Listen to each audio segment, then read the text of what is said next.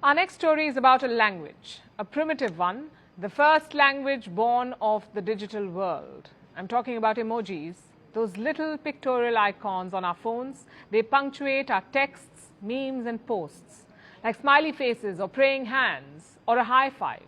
I'm sure you've used these.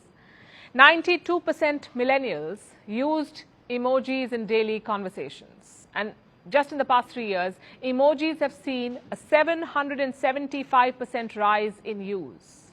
They're everywhere, in every conversation. Love is expressed with the heart icon. Mean jokes are masked by laughing emojis. And in some cases, people are taken to court over a thumbs up. That's what happened in Canada. A farmer had to pay the price of an emoji, and a heavy one at that, more than $61,000. Here's the story. The farmer spoke to a buyer about a deal for the purchase of flax. Then the buyer sent him a contract via text message. He asked the farmer for confirmation. The farmer responded with a thumbs up emoji, but he did not make the delivery. So the buyer took him to court and he was found guilty. Classic emoji miscommunication. The buyer assumed that the thumbs up meant confirmation, but the farmer was only confirming that he'd received the message. He was not giving a go-ahead for the contract. But as they say, justice is blind, even to emojis, it seems. So now the farmer has to pay a fine of over $61,000. It sounds a bit odd, and the court agrees. They've called it a quote-unquote non-traditional means to sign a document. But they also said that the thumbs-up emoji, by its very definition, is used to describe agreement. And in this case, it can be interpreted as a digital signature.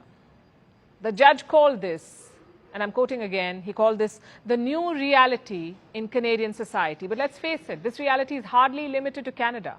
More emojis are showing up in court cases throughout the world, mostly in sexual harassment and criminal cases. In 2016, a French court convicted a man of threatening his ex-girlfriend.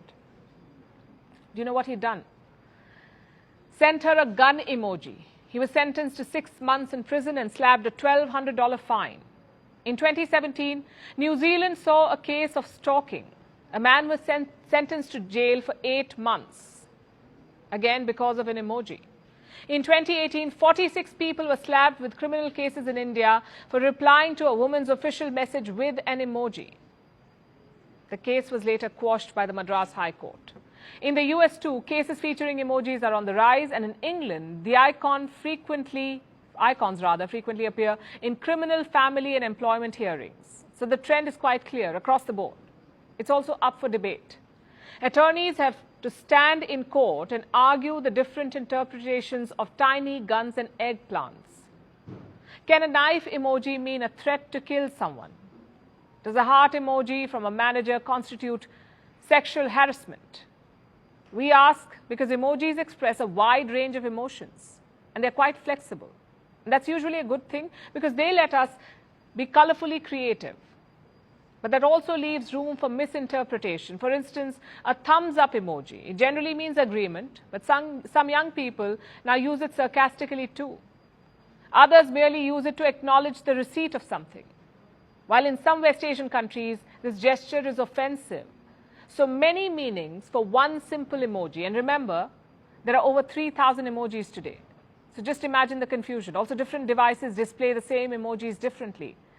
I'll give you an example. On Google phones, a grinning face has smiling eyes. It's a happy emoji.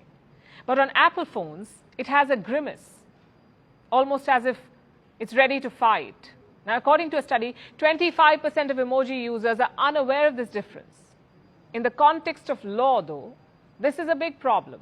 Simple confusion can be unforgiving, and the legal world has begun to accept it. For instance, last year, many lawyers in Britain urged the judiciary, they demanded guidance on the interpretation of emojis. Now, this may seem like the equivalent of sitting with the elderly and telling them that the peach emoji does not mean what they think it does. It will be an awkward conversation for sure, but it's an important conversation to have because emojis now appear in virtually every area of the law, and the courts must keep up. As for the users, throwing emojis around like confetti may not be the best idea. The next time you look at one of those icons, think before you press.